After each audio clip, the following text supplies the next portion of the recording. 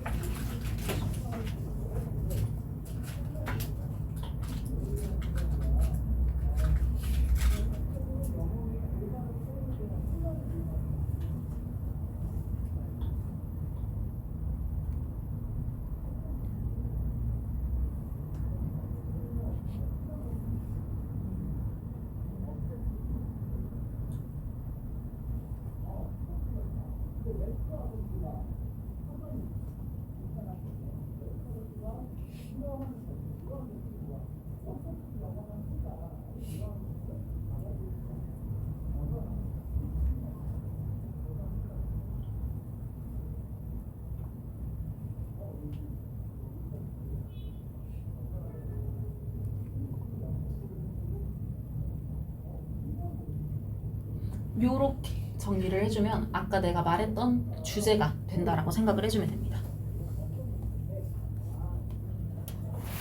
넘어가도 되겠죠? 디테일 체크 바로 볼게요.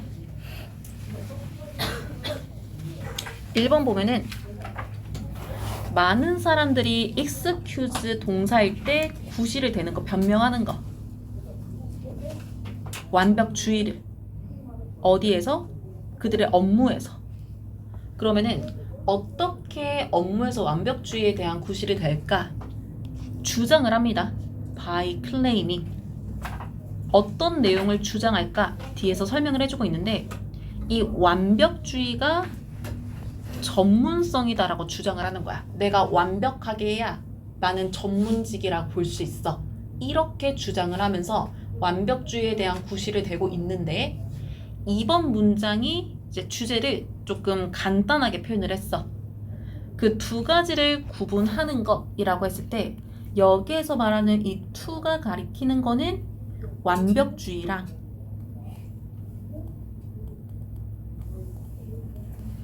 그 다음에 프로페셔널리즘, 전문성 두 개를 말한다라고 생각하면 될 것 같거든요.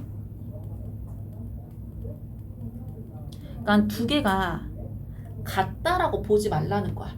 1번 문장에서 완벽주의는 전문성이다라는 주장을 했다는 거는 이 두 개를 같은 걸로 본다라는 건데 같지 않기 때문에 differentiating, 구별하는 것이 is useful, 유용하다. 두 가지를 구분해야 된다로 시작을 하는 거지. 무슨 말인지 알겠지?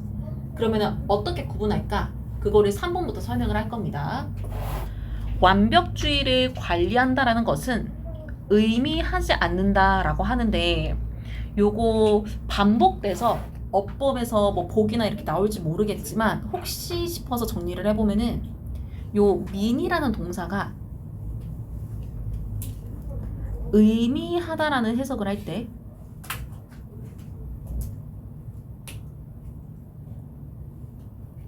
동명사 목적어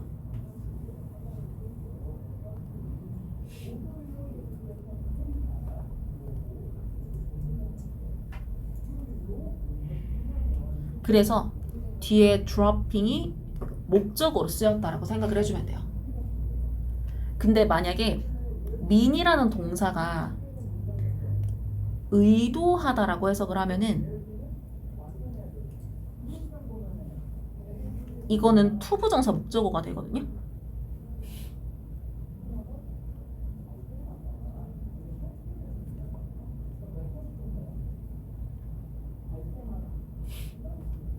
그래서 문맥이 아예 달라질 수가 있기 때문에 지금 우리가 보고 있는 문장은 의미하다라고 해석을 하기 위해서 반드시 목적어에 동명사가 들어가야 된다라고 봐줘야 돼. 무슨 말인지 알겠지? 지문에 반복돼서 문제에 나올 가능성이 높진 않지만 어쨌든 뜻은 명확히 해줘야 되니까. 완벽주의를 관리한다라고 하는 거는 중요한 기준을 낮춘다라는 걸 의미하지 않는데, 그러니까 완벽주의의 관리라는 말 자체가 너무 완벽하게만 하지 말자. 완벽하게 안 할 거면은 조금 쉬엄쉬엄 해도 되는 건가? 그거 아니라는 거야. 4번 문장에 완벽주의라는 게 문제가 될 수가 있는데 언제 문제가 되냐면은 너의 개인적 기대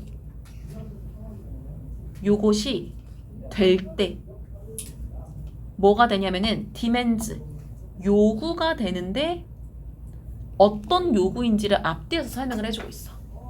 제어하기 어렵거나 혹은 스스로 부과한 요구 혹은 만드는 요구인데 더 많은 압박 어떠한 것보다 실제로 필요하게 되는 것보다 라고 해서 완벽주의라고 하는 거는 너가 스스로 감당하기 어려울 만큼 unmanageable 할 만큼 스스로에게 이렇게 일을 하자라고 요구를 하거나 혹은 내가 하고 있는 일에 너무 큰 압박이 만들어진다 라고 하면은 그 요구 자체가 문제가 될 것이다 라고 해서 스스로 너무 기대치가 높으면은 완벽주의가 오히려 문제가 된다라고 하는 거를 4번 문장이 설명을 했다라고 생각을 해주면 될 것 같아.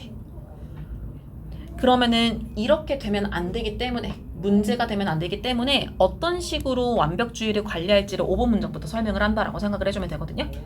5번 문장의 주어 이시 가리키는 거는 완벽주의 관리하는 겁니다. 이거 서술형에 한 번씩 지칭어 같은 거 나올 때가 있는데 지금 이 지문이 독특한 게 뭐냐면은 완벽주의를 관리한다라는 명사가 3번 문장에 처음 등장을 해가지고 얘를 가리키는 대명사가 이렇게 5번 문장에 나온단 말이야. 그래서 이런 거는 문맥상 좀 잘 확인을 해줘야 되고 오히려 3번 문장이랑 붙은 4번 문장의 it은 그냥 완벽주의 가리키는 거 이런 거 가리키는 거 좀 잘 봐줘야 됩니다. 어쨌든 5번 문장 보면은 완벽주의를 가리킨다 관리한다라고 하는 거는 허가하는 게 아니다라고 합니다. 무엇에 대해서 슬로피디스는 대충 하는 거 로우 스탠다드는 낮은 기준으로 하는 거. 그러니까 일의 기준을 낮추거나 쉬엄쉬엄 하는 거를 허가하겠다라고 하는 게 아니라 이어지는 문장의 rather라는 표현이 오히려라고 해석을 한단 말이야. 그리고 그 뒤에 it도 앞에 있는 문장이랑 같이 완벽주의를 관리하는 거.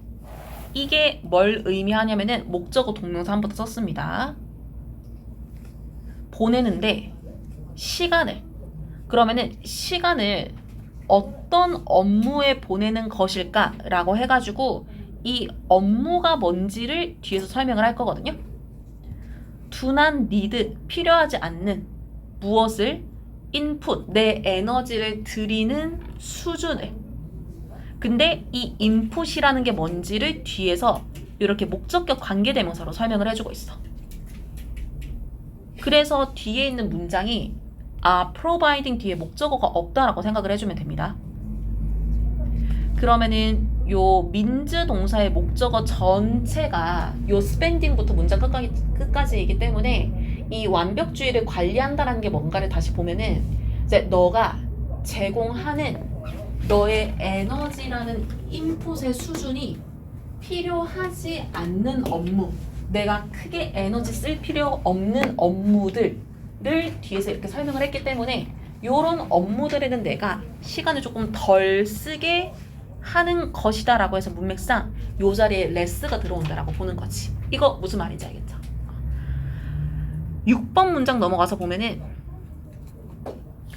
문장이 의문문인데 두 번 의문문 쓰거든요. 첫 번째는 What are the acceptable standards? 라고 해서 완벽주의를 받아들일 수 있는 기준은 무엇일까? 너의 업무에서.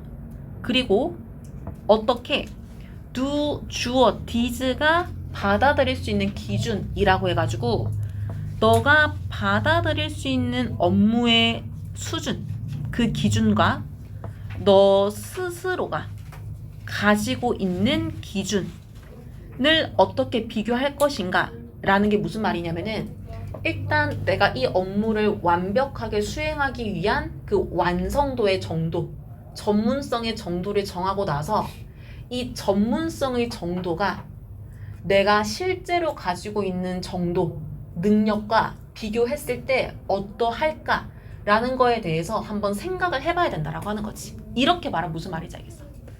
그래서 7번 문장 넘어가면은 이렇게 했을 때 계속 내용을 봅시다. 주어 동사가 바로 안 나오고 요즘에는 업무를 할 때 직장에서 바쁜 모습을 가지면서 이거 문장의 주어가 동명사거든요. can 앞까지 이게 전부 다 동명사 주어인데 노력하는 것. 그러니까 바쁜 상황에서 노력을 하는 겁니다. 무엇을? 기준을 achieve, 성취하는 것. 근데 어떤 기준일까? 110%라는 완벽한 기준을 성취하려고 하는 거야. 어디에 있어서? On everything. 모든 업무에 있어서. 이것은 되어질 수 있다는 겁니다. 뭐가? 번아웃을 위한 비결이. 레시피라는 단어가 그 요리법 말고 그냥 일반적인 비결이나 방법을 의미하기도 하는데 그러면은 번아웃을 위한 레시피다 라고 하면은 모든 업무를 110%라는 에너지와 완벽성을 추구했을 때 오히려 번아웃이라는 안 좋은 결과가 이어질 수 있다라고 하는 거지. 그러면은 진짜 어떻게 해야 될까라는 거를 마지막 문장에 정리를 해줄 건데 만약 너가 매니저라면 그리고 어떤 매니저인지를 뒤에서 설명을 해주고 있습니다. 예상하는 매니저인데 뒤에 디스가 가리키는 게 7번 문장의 주어예요. 모든 업무들을 110% 완성도를 가지고 하는 것. 누구에게 있어서? 다른 사람에게 있어서. 그러니까 내가 관리자야. 근데 내 직원들이 110%의 완벽주의를 가지고 할 거라는 예상이 드는 매니저인 거야. 그러면은 너가 어떻게 해야 될 것 같냐면은 이어지는 문장에서 옆에 표현을 써두긴 했는데 set 제기대명사 of for 자초하다 라는 의미가 되어가지고 너가 실수를 자초하게 될 것이다 라고 해가지고 이 문장이 말하는 게 뭐냐면은 일을 한다라고 했을 때 대부분의 일들이 내가 혼자서 처리하는 게 아닐 거잖아. 무슨 말인지 알겠지? 더구나 관리자의 입장이다라고 하면은 분명히 내 아래에 나랑 같이 일하는 직원들이 있을 거란 말이야. 근데 나랑 같이 일하는 직원들이 전부 다 완벽하게 했으면 좋겠어. 110% 했으면 좋겠어.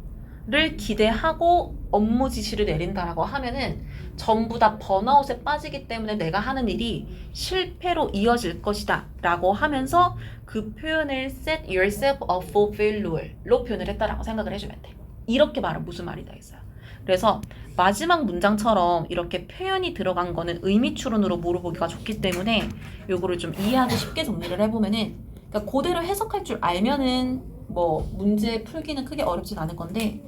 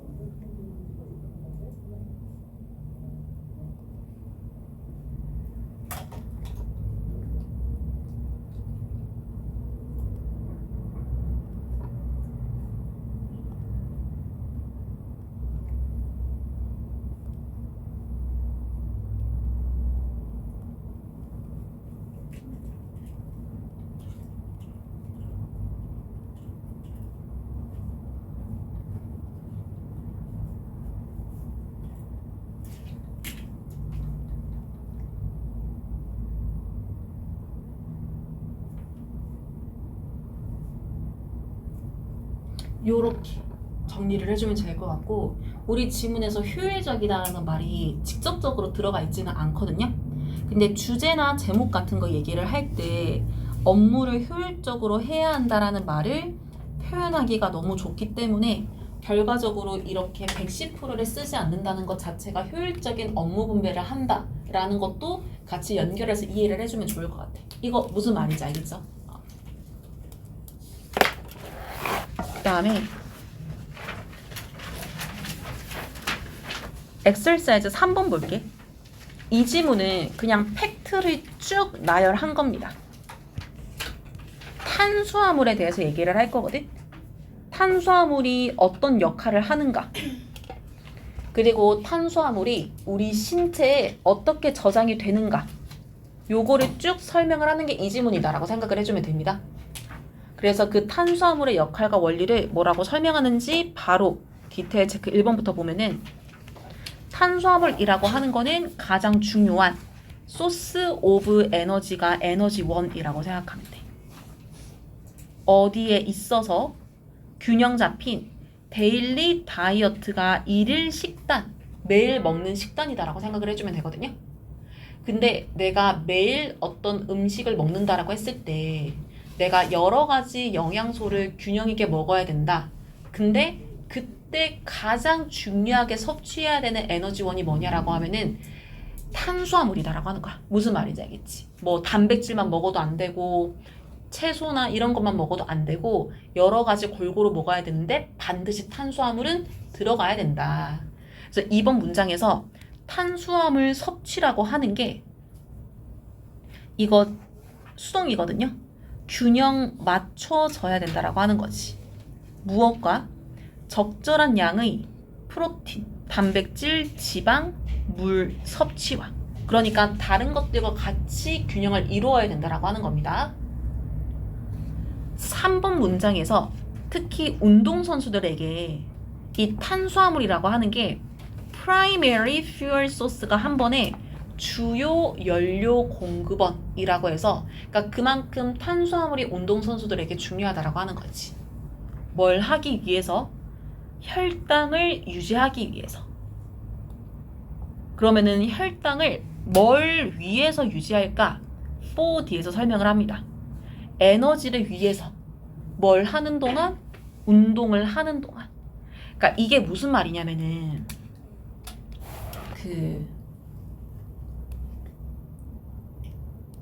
탄수화물을 먹잖아?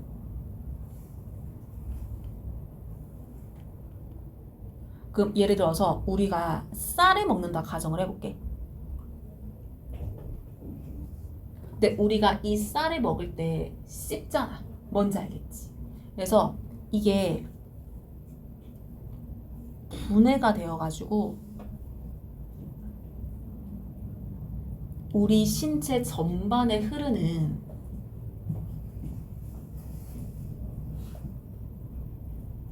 혈류에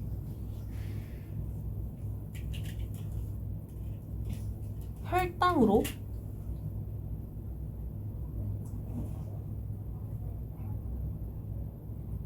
저장이 된다라고 생각을 해주면 돼. 무슨 말이겠지? 그러니까 내가 씹을 때는 쌀이었는데 씹어서 소화를 시키고 이 쌀이라고 하는 탄수화물이 분해되는 과정에서 내 혈관을 타고 혈당으로 저장되는 거야. 내 피 안에 당으로 저장이 되는 거야. 무슨 말인지 알겠지? 그러면은 이 혈당이 무조건 나쁜 게 아니라 내 전신에 흐르는 이 피에 당이 들어갔기 때문에 이게 오히려 에너지원이 되는 거야.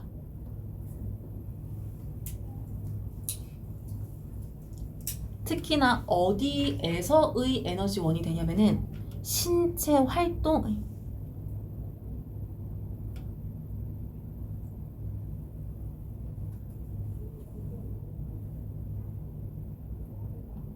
그래서 우리가 보통 어떤 얘기를 하냐면은 이제 식사를 하고 나서 한 20분 정도 걸으면은 혈당을 낮출 수 있다. 혈당이 과도하게 오르지 않는다. 이렇게 얘기를 하거든. 무슨 말인지 알겠지? 그러니까 내가 너무 과도하게 탄수화물을 섭취하면은 내 몸에 필요 이상의 혈당이 저장이 되는데, 이게 내가 신체 활동을 하면 이 혈당이 이제 분해가 돼. 줄어들어. 무슨 말인지 알겠지? 그렇기 때문에 이제 움직여라 라는 얘기를 하는데 그런 과정을 운동선수에게 적용을 했다라고 생각을 해주면 됩니다. 운동선수는 당연히 운동을 할 것이고 이 운동 자체가 신체 활동이기 때문에 에너지를 쓸 거란 말이지. 근데 이 에너지가 어디로부터 온다? 내 피 안에 있는 혈당으로부터 온다. 그래서 운동선수에게 필요한 에너지에 맞는 혈당을 유지하려면은 탄수화물이라는 게 얘네들한테는 주요 연료가 된다라고 하는 거야. 무슨 말인지 알겠죠? 4번 넘어가서도 보면은 그렇기 때문에 적절한 탄수화물 섭취라고 하는 것이 또한 돕는다라고 합니다. 헬프 동사는 동사 원형을 목적으로 가질 수가 있죠. 근데 이 spare부터 끝까지가 전부 다 목적어인데 spare 동사 자체가 옆에 써놨거든. 목적어가 이 B라는 명사를 겪지 않게 해준다라고 하는 거. 맞춰서 해석해보면은 근육이라고 하는 게 이화작용 혹은 muscle breakdown이라고 하면은 이제 근손실이라고 생각하면 되거든. 이 근육이 줄어드는 거.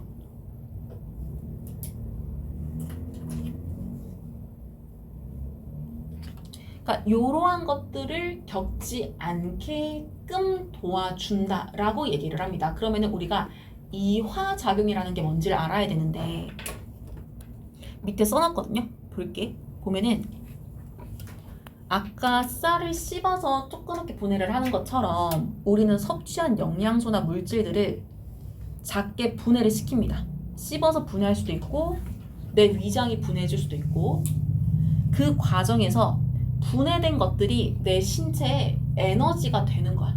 무슨 말인지 알겠지?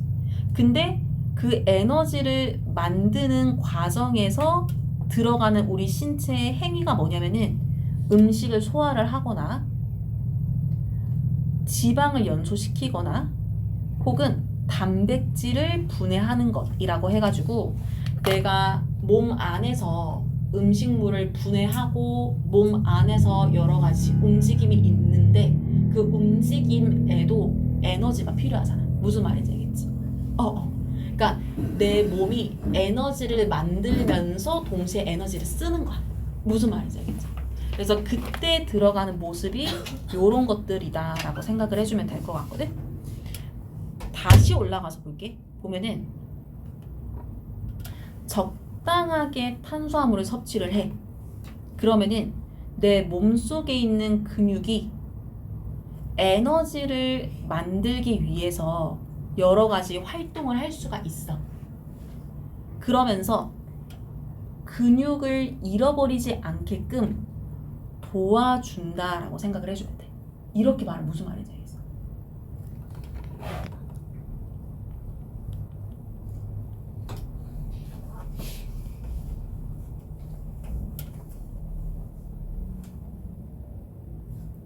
이게 아까 내가 혈당이라는 에너지원이 된다 했잖아. 그치? 그러면은 이 혈당이라는 에너지를 만들기 위해서 가만히 있으면 되냐? 그게 아니라는 거야. 얘가 되기 전에 필요한 과정이 소화를 시켜야 돼. 그리고 내 혈류에 이 혈당이라는 거를 보내기 위해서 여러 가지 신경이나 근육이나 신체 내장 기관의 활동이 필요해. 이거 무슨 말인지 알겠지? 그러니까 이 모든 것들을 거쳐야 혈당이라고 하는 게 만들어진단 말이야. 그래서 다시 올라가서 보면은 근육이라고 하는 게 이 혈당을 만들기 위한 과정에 들어가는 에너지, 손실이나 아니면은 근육 자체의 손실이 일어나지 않게끔 도와준다라고 해가지고 이 과정에서 너무 많은 근력을 쓰지 않게끔 도와주는 게 탄수화물이다라고 생각하면 될 것 같아. 내가 탄수화물을 섭취하지 않은 상태에서 몸에 혈당을 만들어야 되잖아. 그러면은 내 몸 안에 있었던 다른 에너지를 써야 되기 때문에 그 과정에서 근손실이 올 수 있다라고 하는 거야. 이렇게 말하면 무슨 말인지 알겠지? 근데 탄수화물을 섭취하면은 그것 자체가 에너지를 만들어주기 때문에 근손실에 올 이유가 없다라고 하는 거지. 5번 문장으로 넘어가서 그러면은 이런 식으로 탄수화물이라고 하는 게 우리 몸에 에너지를 만들어줬습니다. 이런 탄수화물을 섭취하고 난 이후에 얘네들이 are broke down, 이거 수동태 동사거든요. 무엇으로 분해가 되냐면은 더 작은 당으로 분해가 된대. 근데 이 당을 뒤에서 뭐라고 설명을 할 거냐면은 get absorbed, 흡수가 되고 그다음에 에너지로 사용이 되는 당이라고 얘기를 합니다. 지금 이 5번 문장은 뭘 말하는 거냐면은 아까 얘기했던 혈당이 되는 모습을 이렇게 설명을 했다라고 생각을 해주면 될 것 같아. 6번으로 넘어가서 이렇게 탄수화물이 혈당으로 내 신체에 들어오게 되면은 우리 신체가 is capable of, 할 수 있게 되는데 뭘 할 수 있게 되냐면은 저장할 수 있게 되거든요.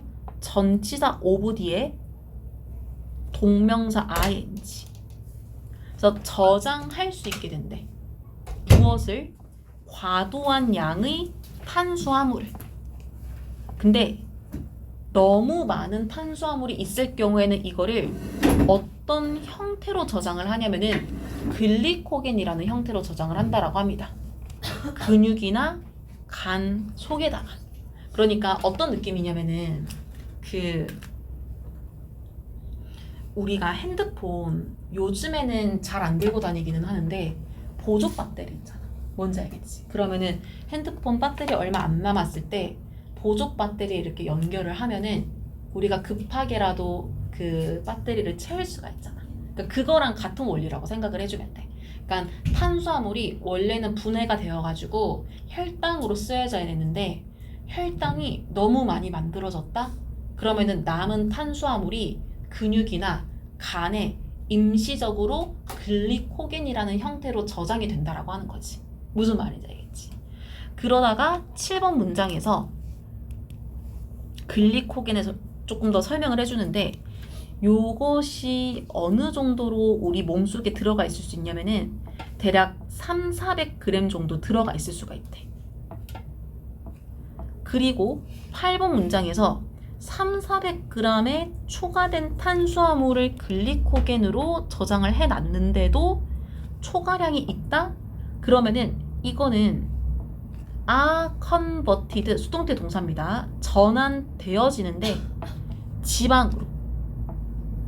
그리고 나서 그 지방이 우리 신체에 저장이 된다라고 합니다. 그러니까 적당히 탄수화물을 먹거나 글리코겐으로 수용할 수 있을 정도로만 먹으면은 이게 나중에라도 에너지로 쓰일 수가 있는데 탄수화물을 너무 많이 먹으면은 걔네들을 전부 다 혈당이나 글리코겐으로 못 바꾸기 때문에 지방으로 바뀌는 거야. 그러니까 살이 찐다는 거야. 무슨 말인지 알겠지? 그게 저장되어진다라는 말로 이어졌다라고 생각을 해주면 됩니다.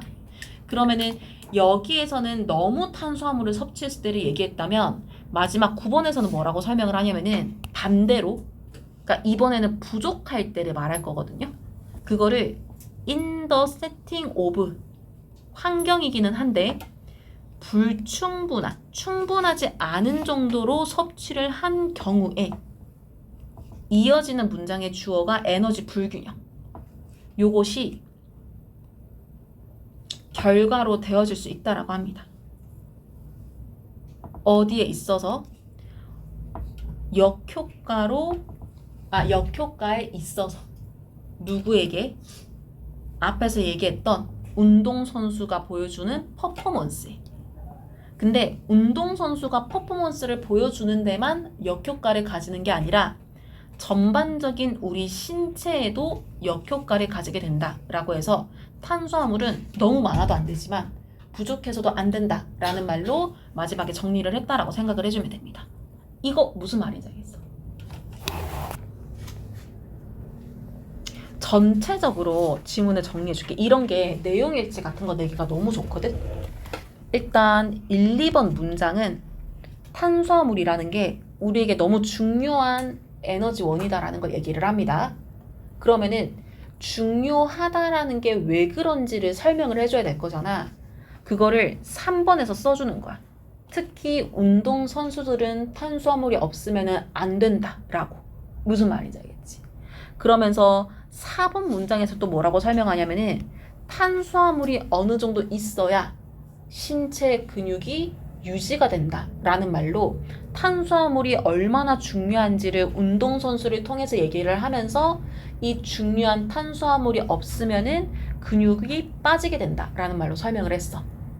그러면은 이 중요한 탄수화물이라고 하는 게 우리 신체에 어떻게 들어오게 될까라고 하는 거를 5번부터 설명을 합니다. 앞에서는 중요하다라는 얘기를 했고, 그래서 섭취하면은 혈당이 되어가지고 우리 몸속에 저장이 되는데 너무 많이 섭취를 한다. 그러면 글리코겐으로 저장이 되고, 글리코겐으로 저장했는데도 또 먹는다. 그러면 지방으로 저장된다. 라고 얘기를 합니다. 근데 또 반대로 너무 안 먹는다. 그러면은 건강이나 운동선수에게 좋지 않다라고 하면서 이제 뒷부분에서는 탄수화물이 우리 신체에서 어떻게 저장이 되는가를 설명을 했다라고 생각하면 돼. 무슨 말인지 알겠지? 그래서 이거 좀 내용 잘 알아두면 좋을 것 같아요. 그 다음에 요거 장문 부분 볼 건데 이거 학평 일단 하나 보고 조금 쉬는 시간 가질게요. 이거는 별로 어렵지 않아. 길긴 한데 내용이 어렵진 않아요. 내가 지금 감정이 긍정적이야. 뭐 행복, 기쁨, 뭐 이런 긍정적인 감정을 가지고 있다라고 하면은 그 감정이 내 정신적인 판단에 영향을 준다는 거야. 무슨 말인지 알겠지? 근데 어떻게 영향을 주냐면은 좀 생각을 유연하게 해줘. 그러니까 유연하게 생각을 한다라는 건 뭐냐면은 상황에 따라서 융통성 있게 사고를 한다라는 거야. 뭔지 알겠지? 거기다가 플러스 창의적으로 추론을 할 수 있게. 추론을 한다라는 건 뭐냐면은 이렇지 않을까? 라고 내가 스스로 생각해보고, 근데 그 생각에는 어느 정도 근거가 있어야 되기는 하지만, 그래서 정리를 해보면은 내가 긍정적인 감정을 가지고 있는 상태에서는 내 정신이 유연하게 사고하면서 창의적으로 사고할 수 있게끔 한다라고 하는 게 이 지문이 하고 싶은 말이다라고 생각을 해주면 돼요. 이거 무슨 말인지 알겠지? 1번 바로 봅시다. 보면은 People tend to assume, 사람들이 가정하는 경향이 있는데 가정하는 내용을 이렇게 대절로 설명을 해주고 있어요. 긍정적 감정들이다라고 하는 게 원천이 된다라고 합니다. 근데 무엇에 대한 원천이 되냐면은 지나치게 단순하거나 혹은 게으른 사고의 원천이 될 수 있다라고 하는 거. 그러니까 1번 문장은 팩트를 말하는 게 아니에요. 우리가 가정하는 경향이 있기 때문에 이게 정답이든 아니든 이거는 사람들이 가지고 있는 생각인 거야. 주제가 아니야. 뭔 말인지 알겠죠? 사람들의 생각인 거고, 2번을 볼게. 그래서 1번에 대한 생각을 가지고 우리가 누구를 생각해 볼 거냐면은 되게 창의적인 사람들을 생각을 해볼 겁니다. 옆에 예시로 들었듯이 뭐 반고우나 아니면은 뭐 찰스 다윈 이런 사람들을 생각을 해볼 건데, 이 사람들에 대해서 너가 뭘 상상할 수 있는지를 또 얘기를 합니다. 상상하는 내용이 이렇게 나와 있어요. 보면은 그들의 창의적인 행동들은 수동태 동사 만들어졌다는 거. 근데 이 행동들이 어떤 순간에 만들어졌냐면은 뒤에 나와 있는 게 부정적인 거야. 힘든 일을 겪거나 긴장하거나 우울하거나 절망스러워. 그러니까 우리는 이 창의적인 사람들이 이런 부정적인 감정이 있는 동안에 새로운 상상을 해냈을 것이다 라고 상상을 하고 있다. 아직까지 팩트 안 나왔습니다. 근데 3번에서 우리 지문의 주제를 말하는 그 핵심 내용을 말할 거야. 이 앨리스라는 사람이 제안을 하는데 이러한 관점, 여기서 말하는 디스 뷰가 말하는 거는 앞문장 내용, 부정적인 감정을 가지고 창의적인 생각을 한다라는 이 관점이 is wrong, 잘못됐다라는 제안을 하는 거지. 그러면서 뭘 제안하는지를 뒤에 두 번째 대수로 설명을 하는데, 행복이다라고 하는 게 이거 오형식 문장이거든요. 프롬프트, 자극하다. 이게 inspire이랑 같은 말이라 생각하면 돼. 목적어인 사람들이 추론하도록 자극한다 라고 생각을 해주면 될 것 같거든. 근데 해피는 앞에 2번에 나와 있던 것들이랑 다르게 긍정적이잖아. 그러면은 어떤 방식으로 추론을 하게끔 할까? in ways 뒤에서 설명을 해줍니다. 유연하고 창의적인 방식으로. 그래서 긍정적인 감정을 가지고 있어야 유연할 수도 창의적일 수도 있다. 이걸 얘기하기 위해서 실험을 합니다. 4번부터 설명을 하는데, 이 사람의 실험에서 유도를 해. 감정을 참여자들에게 작은 이벤트들을 가지고, 그러니까 긍정적인 생각을 가지고 있어야 그 다음에 판단을 할 수가 있기 때문에 긍정적인 감정을 가지게끔 여러 가지 이제 조건을 준다라고 하는 거지. 그래서 뭘 했냐면은 참여자들에게 캔디가 들어있는 가방을 주거나 혹은 10센트 동전을 발견하게끔 했대.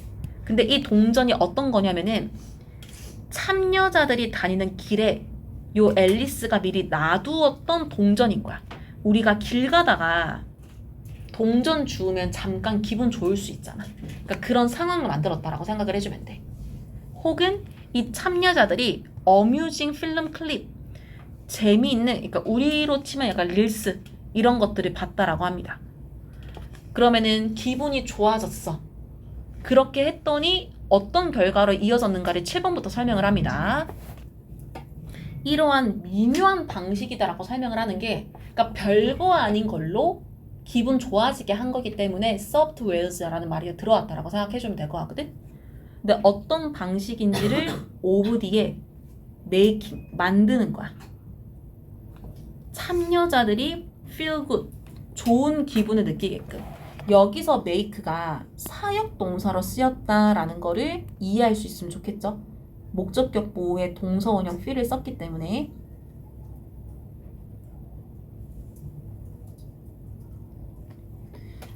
주어가 여기까지입니다. feel good까지.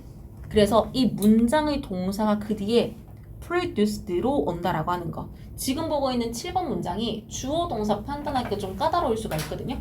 주어 동사 잘 봐줘야 돼요. 그래서 참여자들을 기분 좋게 만드는 이 미묘한 방식들이 뭘 만들었냐면은 striking changes, 눈에 띄는 변화들.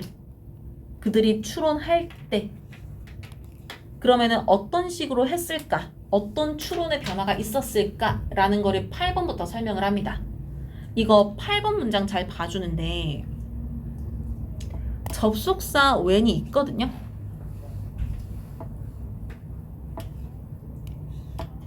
근데 접속사를 생략하지 않고 과거 분사를 써가지고 분사 구문을 만들었다라고 생각을 해주면 돼요. 근데 이 분사 구문을 한 번만 만들었냐? 그게 아니라 and라는 접속사 뒤에도 이 and 접속사를 생략하지 않고 한 번 더 분사 구문을 써준 거야. 그래서 지금 when으로 시작하는 이 문장 자체가 하나, 두 개의 주어 동사를 가지고 있거든? 그러면은 문장이 하나, 둘 이걸 and가 이렇게 연결한다 생각하면 되고, and가 앞뒤에 문장을 연결을 했고 이 연결한 두 개의 내용을 when이라는 접속사가 뒤에 있는 이 people로 시작하는 주어 동사 문장이랑 연결을 시켰다고 생각하면 될 것 같아요. 이렇게 말하면 무슨 말인지 알겠죠? 그러면은 요 앞에 있는 부분을 좀 해설해 볼게. 보면은 일단 앞에 나와 있는 두 개의 분사 구문들은 전부 다 이어지는 문장의 이 people이랑 연결하고 있기 때문에 주어는 전부 다 people을 생략하고 있고요. 그리고 앞뒤에 쓰인 분사 구문이 전부 다 과거 분사를 썼기 때문에 얘네가 원래 쓰였던 동사의 형태는 이렇게 수동태 are given, are asked. 다 수동태 문장을 분사구문으로 바꿨다라고 생각을 해주면 됩니다. 그러면은 사람들에게 한 가지 단어가 주어져. 카펫과 같은 단어. 그리고 이 사람들이 요구를 받습니다. 투부정사를 해라고. 투부정사 내용을 보니까 관련된 단어를 만들어 보라고 요청을 받은 거야. 그래서 이 사람들이 두 가지 행동을 할 때 이어지는 문장에서 긍정적인 감정을 느끼는 사람들, 이 사람들이 come up with, 생각해내다. 무엇을? 더 참신한 associations, 연관성들을. 그러니까 카펫이라는 단어를 떠올렸을 때 연결할 수 있는 새로운 단어들, fresh, texture, 이런 것들을 생각해냈다라고 합니다. 근데 이걸 more, 더 많이 생각을 했다라고 했잖아요. 그러면은 더 많이 생각을 했다라는 거는 비교 대상이 있다라는 건데 어떤 사람들과 비교를 했는지를 댄 뒤에서 neutral state, 중립 상태에 있는 사람들과 비교를 했다는 거야. 그러니까 중립 상태는 뭐냐면은 기분이 좋지도 나쁘지도 않은 그냥 아무 생각 없는 사람들이랑 비교를 했다라고 생각을 해주면 될 것 같아. 그러면은 이 상황이 7번 문장에서 얘기했던 그 추론이 조금 더 창의적이고 더 이제 뭐 유연해졌다라는 말을 설명하는 실험이 된다라고 하는 거지. 이렇게 말하면 무슨 말인지 알겠지? 그러면서 이제 이어지는 문장에서 네 번째 문장을 쓰려고 콤마 찍고 접속사 대신에 who라고 하는 계속적 용법을 쓸 거거든요. 그 왜 who를 썼냐? 여기에서 생략하고 있는 주어, 콤마 who가 뒤에 있는 문장에 생략하고 있는 주어가 바로 앞에 있는 이 중립 상태에 있는 사람을 가리키기 때문에 계속적 용법의 위치가 아니라 who를 썼다라고 생각을 해주면 돼요. 그러면은 마지막 문장을 해석을 할 때는 중립 상태에 있는 이 사람들이 어떤 경향이 있었냐면은 만드는 경향이 있었다. 무엇을? 더 흔한 반응인데 러그 같은. 그러니까 카펫이라는 단어를 들었을 때 보통의 사람들은 러그를 생각했고 좀 기분 좋은 사람들은 fresh나 texture 같은 창의적인 단어들을 더 생각해냈다 라고 해가지고 지금 보고 있는 8번 문장은 주어 동사가 총 4개가 들어가 있는 문장이 되는 겁니다. 무슨 말이죠? 총 4개가. 그러면은 7번의 결과를 8번으로 증명을 해줬어. 9번 문장에 이 결과를 한 번 더 설명을 할 겁니다. 뭐라고 설명하는가 보면은 사람들이기는 한데 긍정적인 감정을 느끼는 사람들입니다. 이 사람들이 분류를 하는 거야. 사물을. 근데 사물을 어떻게 분류하냐면은 더 포괄적인 방식으로 분류한다라고 하거든요. 문장 하나 끝났거든요. 포괄적인 방식으로 분류를 한다라는 거는 조금 더 유연하게 분류를 한다라고 하는 거야. 앞에 있었던 몇 번이었죠? 너무 앞에 있었나? 3번 문장에 있었던 요 플렉서블이 9번 문장에 인클루시브로 이렇게 들어왔다 생각하면 돼. 더 유연하게 생각한다라고 하는 거.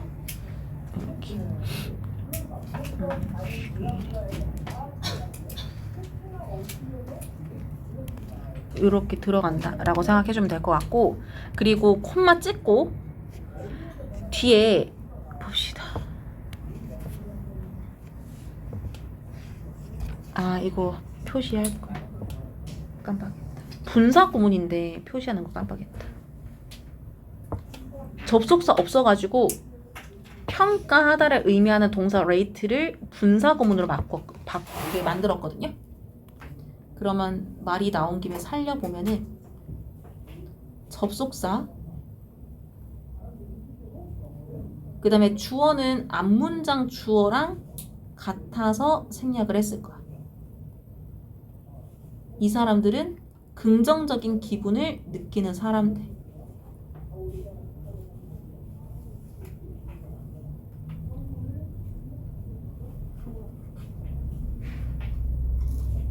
그리고 앞문장에서 동사를 과거 시제로 썼기 때문에 rate 동사도 과거 시제로 이렇게 쓸 겁니다. 그래서 긍정적 감정을 느끼는 사람들이 무엇을 평가를 했을까 보니까 fringe members of categories라고 해가지고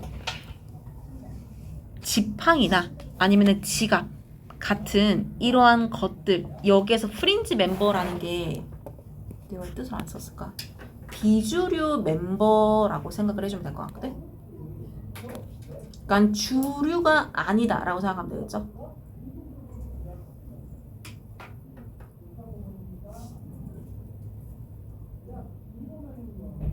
요렇게 생각하면 될 것 같아. 문장 전체적으로 다시 볼게. 옷이라는 것에 대해서 분류를 해보자고 했어. 그러면 우리가 보통 옷이라고 하면은 티, 바지, 치마, 원피스 이런 거 생각할 거잖아, 그지? 근데 거기에 지팡이도 옷에 분류를 해야 된대. 지갑도 옷에 분류를 해야 된대. 누가? 기분이 좋은 사람들이. 이거를 기분 좋은 사람들이 지갑이나 지팡이 같은 우리가 옷이라고 잘 말하지 않는 비주류의 구성 멤버들을 옷이라고 평가했다라는 말로 이렇게 표현을 했다라고 생각을 해주면 될 것 같아. 그러면은 이게 무엇으로 평가를 한 것일까? as 뒤에서 추가로 설명을 해주는데 that 카테고리가 옷을 말하거든요. 그러니까 옷을 말할 수 있는 더 나은 혹은 더 많은 구성원으로서 얘네들을 포함시켰다라고 하는 거지. 앞에 inclusive라고 얘기를 했잖아. 그러니까 다른 사람들이면 안 포함시키지 않았을 것들을 다 포함시켰다라는 말로 better members라는 말을 썼다라고 생각을 해주면 될 것 같아. 근데 이것도 비교 대상이 어떤 사람들과 이어지냐면은 앞에 있는 문장처럼 아무 기분을 느끼지 않는 중립적인 사람들과 비교했을 때 더 많은 것들을 옷이라는 분류에 넣었다라고 하는 거. 그러면서 세 번째 문장에 또 접속사가 없어. 근데 이번에는 계속적 용법을 whose를 사용할 겁니다. 왜냐하면은 이 소유격이 생략하고 있는 의미가 앞에 나와 있는 이 중립 상태에 있는 사람들이라고 할 거거든요. 조금 바꿔서 써두기는 했는데 어쨌든 세 번째 이어지는 문장을 보면은 중립 상태에 있는 사람들의 카테고리들은 동사 tended 경향이 있었는데 더 좁게 정의가 되는 be defined 정의가 되긴 한데 더 좁게 정의가 됐다라고 하는 거. 그래서 더 창의적이다, 더 유연하다, 더 포괄적이다 라는 게 어떤 모습으로 보여졌는가를 8번, 9번 실험이 이제 뒷받침해줬다라고 생각을 해주면 될 거야. 무슨 말인지 알겠죠? 그래서 이렇게 정리를 해주면 될 것 같고 일단 조금 쉬다가 뒤에 2개만 더 하면 되거든요. 조금만 쉬다가 할게요. 엑서사이즈 1, 2번 볼게요. 일어나 볼까요? 서마.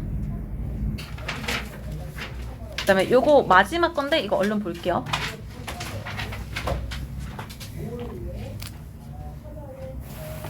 주제를 보면은 인지적 자원의 한계라고 나와 있는데 이거 조금 쉽게 말하면은 뭐라고 할 수 있냐면은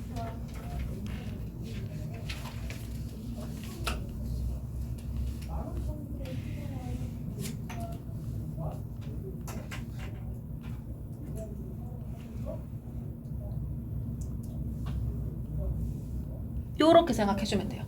그러니까 내가 머리를 쓰는데 한계가 있다는 거야. 그렇기 때문에 어떤 현상이 일어나냐면은 결정 피로가 일어나요. 내가 지문 설명하면서 말을 하긴 할 건데 그러니까 결정을 제대로 못 내린다라고 하는 거야. 그러니까 내가 판단력이 떨어진다라고 하는 거지. 그래서 사람들이 스스로 선택하는 거를 부담스러워 한다를 말하는 게 이 지문 내용이다라고 생각을 해주면 될 것 같아. 무슨 말인지 알겠지? 얘들아 졸지 맙시다. 마지막 졸지 말고 1번 보면은 대부분의 소비자들은 would not much like라고 해가지고 많이 좋아하지는 않는다라고 할 겁니다. 근데 이 it이 가리키는 내용이 뒤에 있는 if절이라고 생각하면 되거든요. 지금 보고 있는 1번 문장은 가정법 과거입니다. 그래서 if절에는 have to가 아니라 had to 과거시를 썼고, 그 다음에 이어지는 문장에 조동사 과거 더하기 동사 원형을 썼다라고 생각을 해주면 될 것 같거든요. 그러면은 어떤 모습을 많이 좋아하지 않을까? if 뒤에 있는 내용을 보니까 구매를 해야 할 때 소비자들이 선택을 해야만 한다는 거지. 무엇을 선택해야만 하냐면은 그들의 핸드폰이 가지고 있는 모든 특징 혹은 컴퓨터가 가지고 있는 초기 설정, 이러한 것들을 선택해야만 한다면 그 선택해야 하는 상황을 별로 좋아하지 않는다니까. 예를 들어가지고 우리 그 핸드폰 구매하면은 그러니까 기본적으로 많이 사용하거나 반드시 필요한 어플들은 다 깔려 있잖아, 그지? 그리고 우리가 필요한 뭐 이제 여러 가지 기능들, 인터넷 뭐 연결 이런 것들도 기본적으로 할 수 있게끔 다 되어 있다고. 무슨 말인지 알겠지? 근데 이런 것들을 예를 들어가지고 핸드폰을 사면은 인터넷 연결 직접 하세요. 원하는 통신사와 연결하고, 그 다음에 본인이 가지고 싶은 어플, 필수 어플 본인이 선택하세요. 이렇게 하면은 골치 아파진다라는 거야. 무슨 말인지 알겠지? 그래서 2번으로 넘어가서 보면은 이 초기 설정이라고 하는 존재가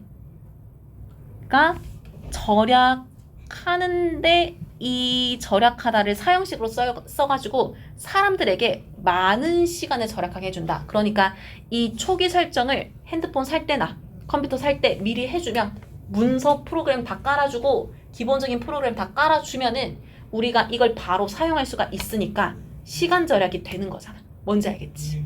그래서 and 뒤에서 대부분의 이런 초기 설정은 may well be 라고 나와 있는데 옆에 써놨습니다. may well 동사 원형은 충분히 할 수 있다. 가능성을 말하거든요. 그래서 충분히 합리적이고 적절할 수 있다라고 하는 거. 3번 문장에 근데 few가 들어왔으니까 이거 부정이죠. 소비자들이 거의 하지 않는 거야. 뭘 하지 않냐면은 would like to spend 쓰고 싶지 않은 거야. 시간을. 근데 이게 어떤 시간인지를 뒤에서 설명을 합니다. 요구가 돼요. 뭘 하기 위해서 관련 정보를 얻고 그리고 결정하기 위해서 어떤 선택을 할지. 요거 뒤에 what choice to make 이거 좀 잘 봐주면 좋을 것 같은데 what이 choice를 수식합니다. 그래서 얘를 어떤 선택을 이라고 해석을 할 거고 to make 할지를 이라고 해석을 해가지고 우리가 기본적으로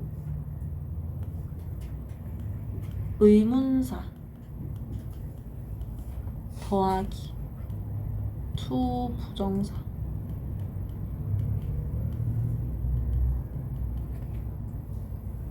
목적어 역할을 한다고 하죠.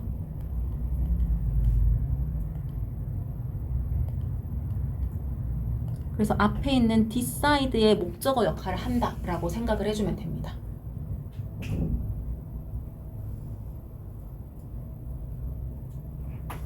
그러면은 2번 문장에서 이제 초기 설정을 미리 해주는 게 합리적이고 적합해. 우리 시간을 절약할 수 있기 때문에.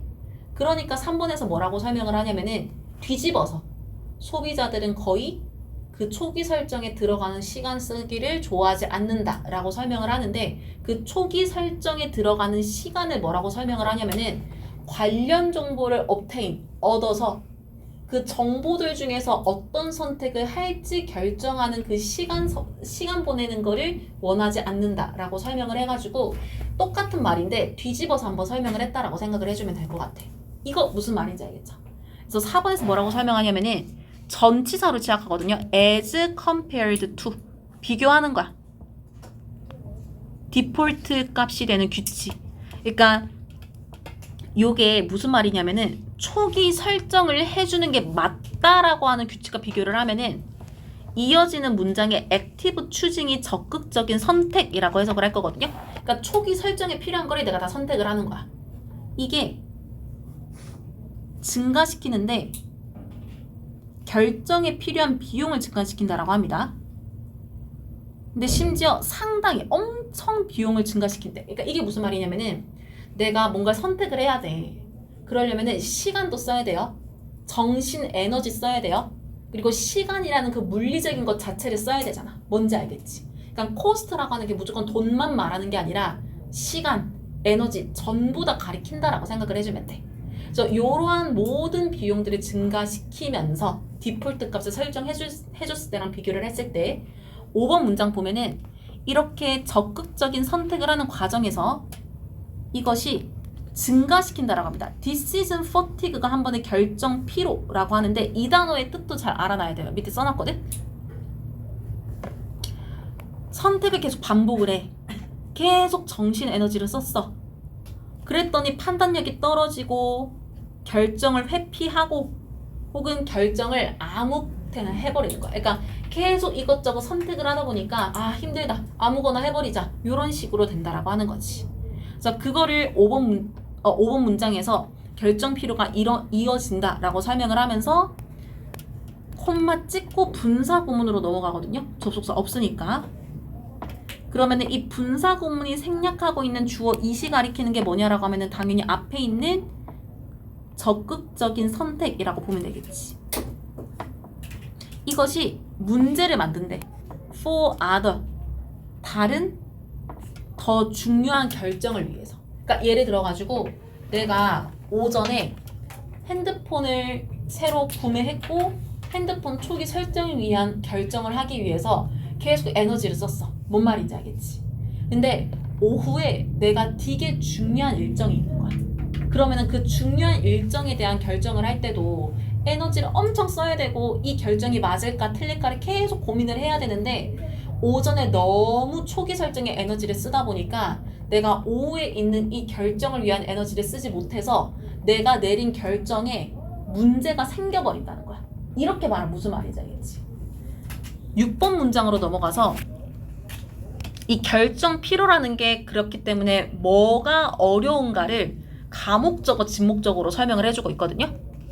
이 결정 피로는 만드는데 목적어 앞에 의미상 주어 있습니다. 사람들이 집중하는 것, 어디에? 가장 중요한 질문, 우리의 삶에 영향을 미치는. 그래서 여기에 집중하는 것을 어렵게 만든다라고 해서 5번에서 한 말을 조금 더 구체적으로 설명을 한 거야. 정말 중요한 내 삶에 필요한 질문이나 결정에 있어서 집중하기 어렵게 한다. 결정 피로는. 그러면 이 질문들을 뒤에서 한 번 더 뭐라고 할 수 있을까? 업무들인데 관련되어 있대. 가족, 직업, 건강, 혹은 사랑하는 사람의 행복 같은 것들과. 그러면은 너무 과하면은 결정 피로가 오는 것까지도 알겠는데 왜 이런 결정 피로로 이어졌을까라는 거를 7번이 설명을 할 거거든요. 봐봐. 이 문장의 주어가 여기서부터 여기까지거든요. 중간에 and가 있으니까 주어가 2개인 것 같단 말이야. 근데 이거 주어 해석을 써보면은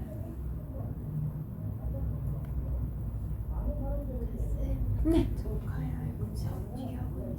아 진짜? 이거 해석해볼게.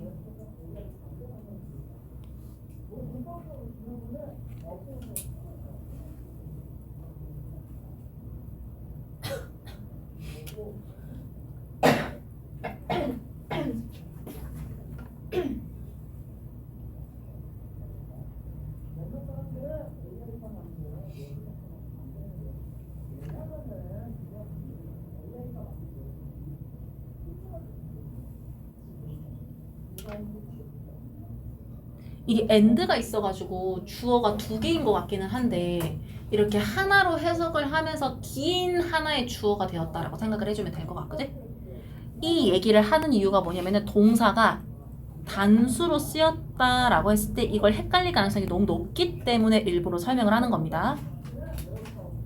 어쨌든 이 주어가 얘기하고 있는 내용 자체는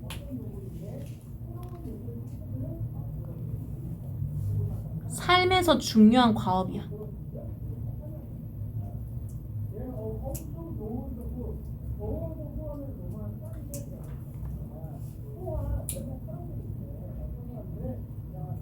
근데 이 중요한 과업이 significant adverse effect, 엄청난 역효과를 가지게 된다라고 하는 거지. 내 IQ. 이게 무슨 말이냐? 뒤에서 수식을 해줍니다. 거의 같아.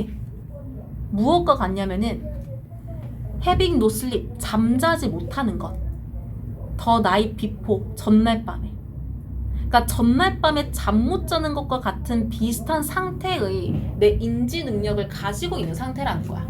그렇기 때문에 내가 이렇게 중요한 결정을 계속 내려야 하는 상황에서는 결정 피로에 의해서 어느 정도 시간이 지났을 때 제대로 된 결정을 내리지 못하게 된다라고 하는 거. 근데 이 모습이 왜 일어나는 거를 8번에서 조금 더 정확히 설명을 해줍니다. 사람들이 한정된 정신적 능력을 가지고 있다라고 하는 거야. 여기 limited가 뒤에 있는 bandwidth 얘를 수식을 합니다. 그래서 이렇기 때문에 이어지는 문장이 가주어 진주어거든요. 근데 여기 force를 5형식 구조로 썼어. 사람들이 pay attention to question, 질문에 집중하는 거. 어떤 질문이냐면은 그들이 거의 관심 없는, 부정을 말하기 때문에 little interest라고 썼습니다. 그래서 그들이 거의 관심을 가지고 있지 않는 질문에 집중하게끔 하는 것은 is no light thing, 가벼운 것이 아니다 라고 해가지고 요것도 해석을 좀 잘 해줘야 되는데, 가벼운 것이 아니다 라는 말 자체가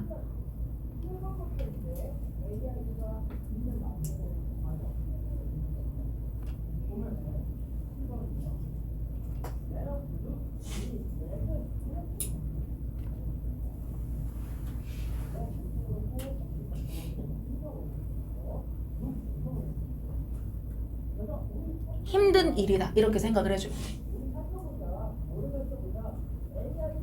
그렇기 때문에 뒤에 because 뒤에서 바로 그 요구사항은 주어, 주의를 돌리도록 합니다. divert 동사. 무엇을? 부족한 인지적 자원을. 무엇으로부터? 다른 노력으로부터. 이거 이어지는 문장이 얘기하고 싶은 게 뭐냐면은 우리가 정신력, 정신적인 능력의 한계를 가지고 있기 때문에 우리가 가지고 있는 많은 질문들, 요구 사항들은 우리가 부족한 이 자원들 때문에 노력을 하지 못하게 한다 라는 말로 because 대해서 한 번 더 썼다라고 생각하면 돼. 이렇게 말은 무슨 말인지 알겠어? 혹시 모르니까 정리할게.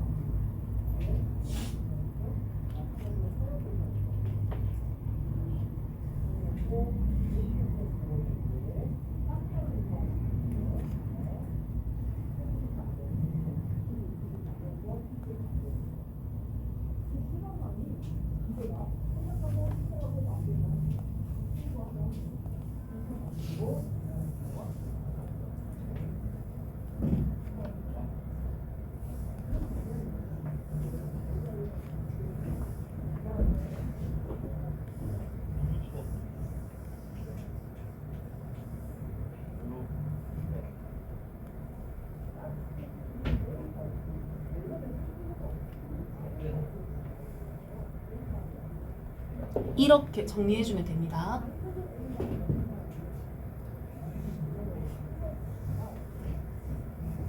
그리고 마지막 문장이 요거를 한 번 더 또 정리를 해주는데 이것도 강조 구문이거든요. 근데 강조 구문이 중간에서 이제 부사를 강조하고 있다라고 생각을 해주면 됩니다. 이유나 목적을 말하는 부사를 강조하고 있는데 어쨌든 대절 먼저 해석을 해보면은 사람들이 선택하지 않기로 선택하는 거, 결정을 내리지 않겠음 이라고 선택하는 것은 부분적으로 뭐 때문이냐면은 인지적인 결핍 때문이다라고 하는 거. 그러니까 본인의 정신적 에너지가 한계가 있다라는 걸 알기 때문에 모든 걸 선택하지 않겠다라고 말을 하는 겁니다. 그리고 같은 이유로 적극적 선택이라고 하는 것은 되어질 수가 있대. 심각한 부담이. 그래서 어쨌든 이 지문은 우리가 가지고 있는 정신적 에너지의 한계 때문에 모든 것들을 다 결정하지 못한다라는 걸 말하는 지문이다라고 생각을 해주면 돼요.